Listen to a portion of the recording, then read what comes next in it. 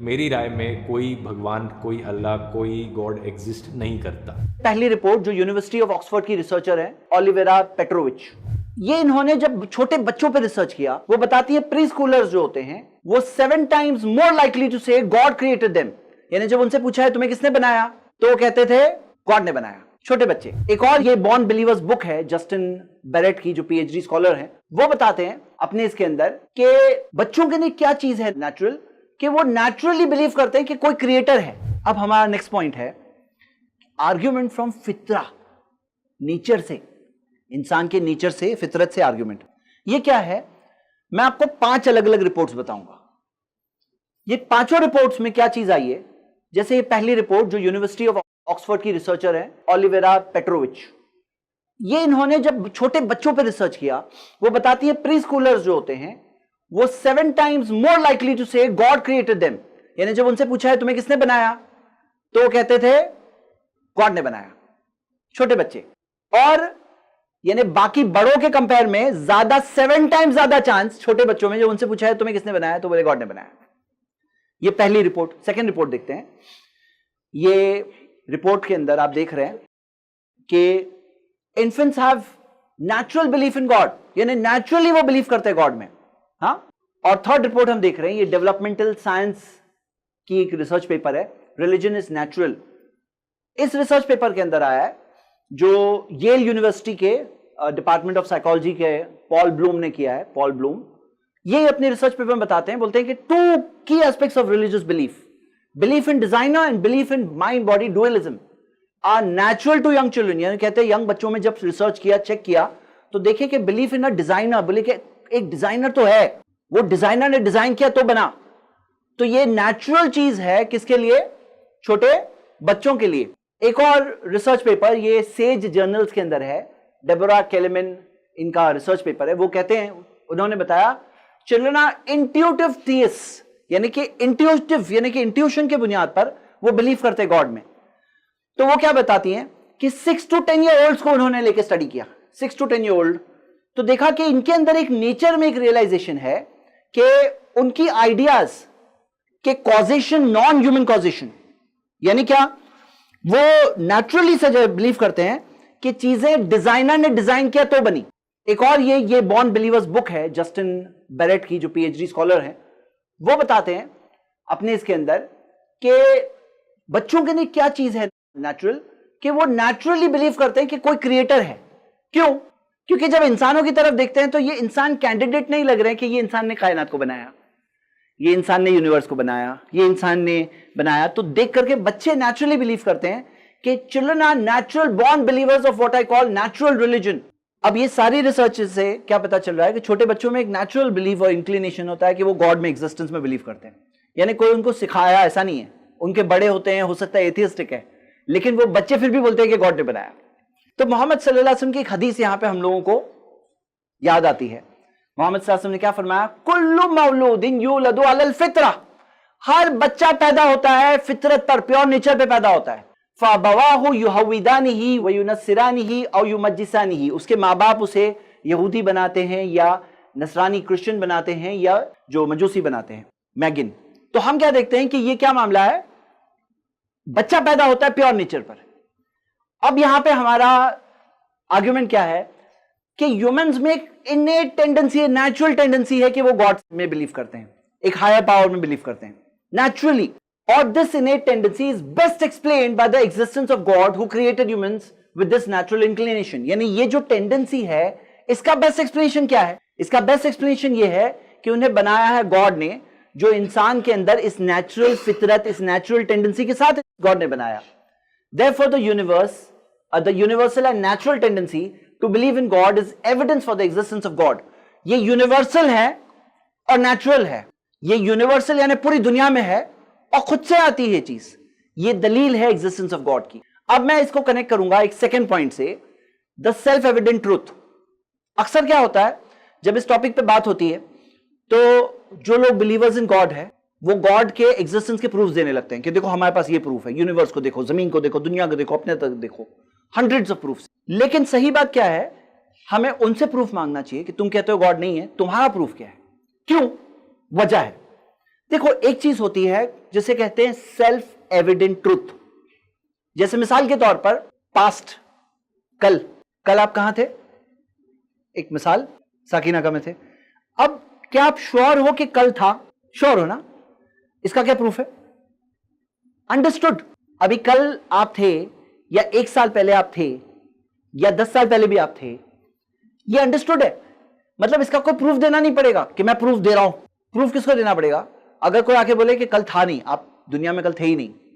हाँ, मतलब पास्ट नाम की चीज जो है, मतलब एक समझो कुछ चीजें होती है, हर चीज का प्रूफ नहीं होता, ये सब चीज अंडरस्टूड है। मिसाल के तौर पे law of causality. Law of causality का मतलब है कि एक चीज होती है, उसका कोई कॉज होता है। कॉज होता है, यहां पे भी थोड़ी ठंडी हवा आ रही है, उसका एसी कॉज है। कोई चीज जैसे लाइट है तो उसकी लाइट कॉज है। कॉजालिटी का एक चीज है जो अंडरस्टूड है। मतलब उसी तरह यूनिफॉर्मिटी ऑफ नेचर, कि जैसे पानी में जाके गीले होते हैं तो सिर्फ इंडिया में होते हैं या अमेरिका में भी होते हैं? हाँ, एक यूनिफॉर्मिटी है। अब बोले क्या प्रूफ है कि अमेरिका में होते हैं? तो हम उसको बोलेंगे भाई तुम प्रूफ दो कि अमेरिका में नहीं होते गीले। अगर कोई अमेरिका में पानी में गिर के गीला नहीं होता है, कोई बोले, तो क्या प्रूफ है तुम बोल सकते हो? यहां पे मैं बोलना क्या चाह रहा हूं, बात समझो।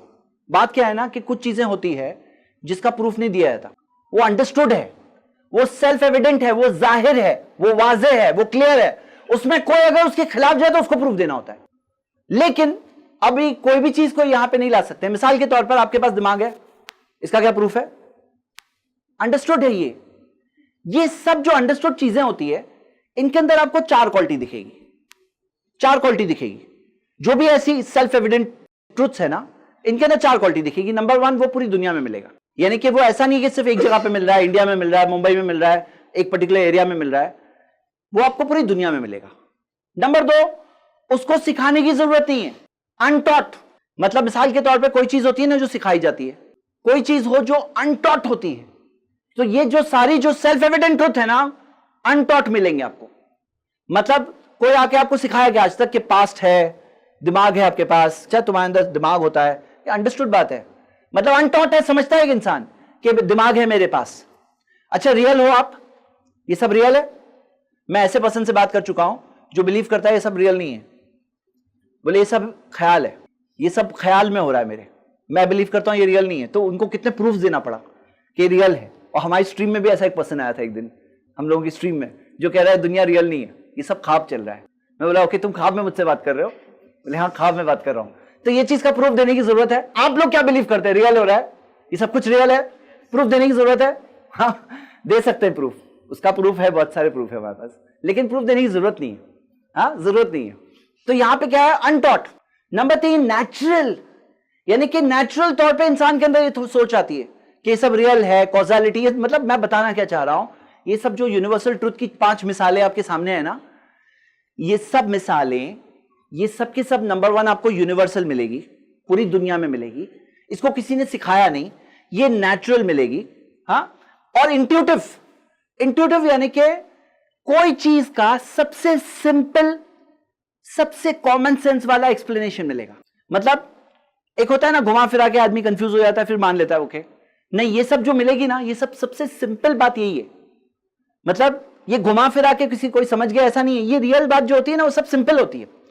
अब ये चारों चीजें अगर फिक्स करेंगे गॉड के ताल्लुक से, तो गॉड का बिलीफ यूनिवर्सल पूरी दुनिया में मिलता है। बच्चे बच्चे बच्चे बच्चे, अभी देखे आप लोगों ने रिपोर्ट्स ना, छोटे बच्चे। नंबर 2, अनटॉट, उनको किसी ने सिखाया नहीं, खुद बच्चे हैं, उनको नेचुरली उनके दिमाग में इंट्यूटिव, और पूरी दुनिया में आलमी तौर पर। तो मैं आपके सामने बात ये रख रहा हूं, प्रेमिस 1, पहला, कि कुछ ट्रुथ्स ऐसे होते हैं जैसे लॉ ऑफ कॉजालिटी, जो सेल्फ एविडेंट होते हैं, अनटॉट होते हैं, नेचुरल होते हैं, इंट्यूटिव होते हैं, यूनिवर्सली रिकॉग्नाइज्ड होते हैं। नंबर 2, ये सब सेल्फ एविडेंट ट्रूथ है, इसके लिए एक्सटर्नल प्रूफ की जरूरत नहीं होती है, ये खुद इमीडिएटली अंडरस्टूड होते हैं, एक्सेप्टेड बाय रैशनल माइंड होते हैं। Number 3, belief in God is a self evident truth.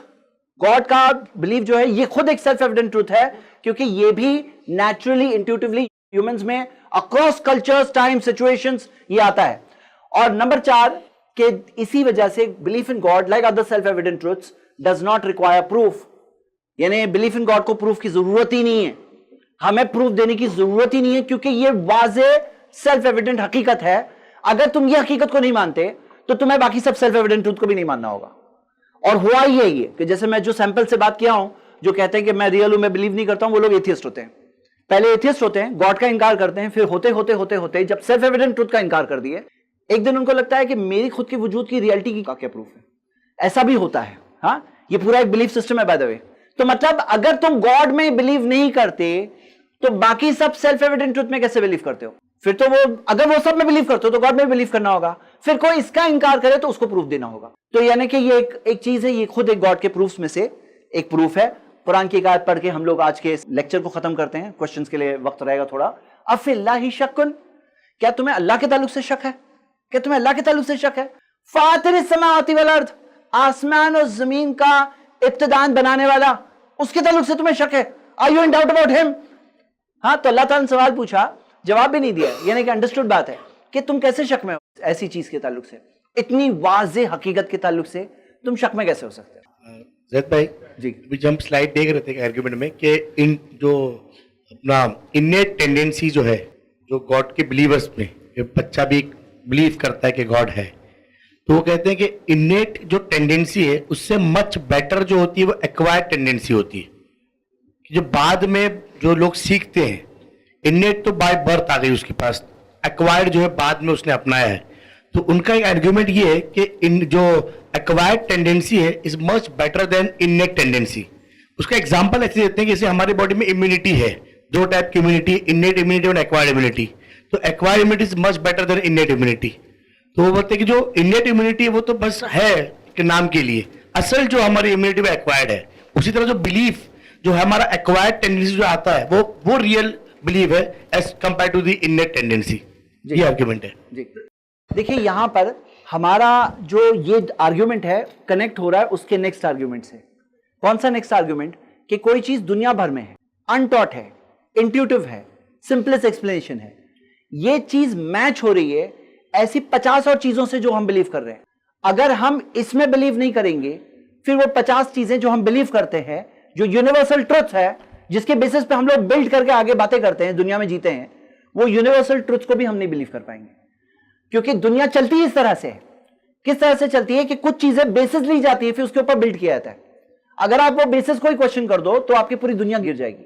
जिस तरह से हमने देखा कि जो लोग दुनिया से ही एक इमेजिनरी वर्ल्ड में पहुंच गए। तो यहां पे अगर आपके सवाल का देखें तो इसके अंदर आप आंसर देखिए। यहां पर ये जो हमारा प्रेमिस 1, 2 एंड कंक्लूजन के अंदर, तो humans have an innate tendency to believe in God और अ हायर पावर। ये इनेट टेंडेंसी आपने भी कहा है। अब ये इनेट टेंडेंसी है best explained by the existence of God who created humans with this natural inclination। इसका बेस्ट एक्सप्लेनेशन क्या है? ये innate टेंडेंसी कहां से आई है? क्या बेटर है क्या नहीं वो टॉपिक बाद में। आई कहां से? इसका बेस्ट एक्सप्लेनेशन क्या है? इसका बेस्ट एक्सप्लेनेशन ये है कि ऐसा गॉड क्रिएटर है जिसने इंसान को इस innate टेंडेंसी के साथ में क्रिएट किया, और therefore the universal and natural tendency to believe in God is evidence for the existence of God। तो यहां पर ये जो यूनिवर्सल चीज है और इंट्यूटिव है, नेचुरल है, सिंपलेस्ट एक्सप्लेनेशन है, जो एक क्वालिटी, जो सारी क्वालिटीज हम लोग देख रहे हैं कि वो यूनिवर्सल ट्रुथ में है, वही सेम क्वालिटीज जब गॉड के बिलीफ में है। तो ऐसा क्यों है कि वो तो सब मानते हो और ये नहीं मान रहे हो? Why double standards? यानी कि फिर वो भी मत सब मानो। और यही होता है जब कोई इस चीज का इनकार करे ना, उसका डोर ओपन हो जाता है to question universally accepted truths. फिर वो इंसान जो गॉड का इनकार करे वो खुद का भी इनकार कर बैठता है। हाँ, क्यों? वो डोर कहां से ओपन हुआ? गॉड के इनकार से। जब उसने एक के लिए इनकार किया, अब डबल स्टैंडर्ड्स के साथ वो जी रहा है। यहां पे वो उसी स्टैंडर्ड्स के साथ यूनिवर्सल ट्रुथ्स को मान रहा है, यहां पे उसी स्टैंडर्ड के साथ गॉड का इनकार कर रहा है। जब गॉड का इनकार कर दिया, अब उसका अगला दरवाजा वहां तक पहुंचेगा कि जहां पे वो सारे यूनिवर्सली एक्सेप्टेड ट्रुथ्स का भी इनकार एनी डे कर सकता है। तो बेस्ट एक्सप्लेनेशन की बात है, और साइंस के अंदर ये बात मानी जाती है कि जो बेस्ट एक्सप्लेनेशन है वो चीज ली जाती है। कहां से आई ये इनेट टेंडेंसी? कहां से आई? और यूनिवर्सली आ रही है। ऐसा नहीं कि कहीं रेयर आ गई, किसी एक बच्चे में आ गई, ओके हाँ हो सकता है कुछ कोई चीज। जब यूनिवर्सली आ रही है, हर जमाने दौर में आती आई है, पास्ट से लेकर प्रेजेंट तक, तो फिर कैसे? यानी यहां तक कि एथियस्ट के घर में भी थियस्ट बच्चा पैदा हो रहा है। वो कैसे?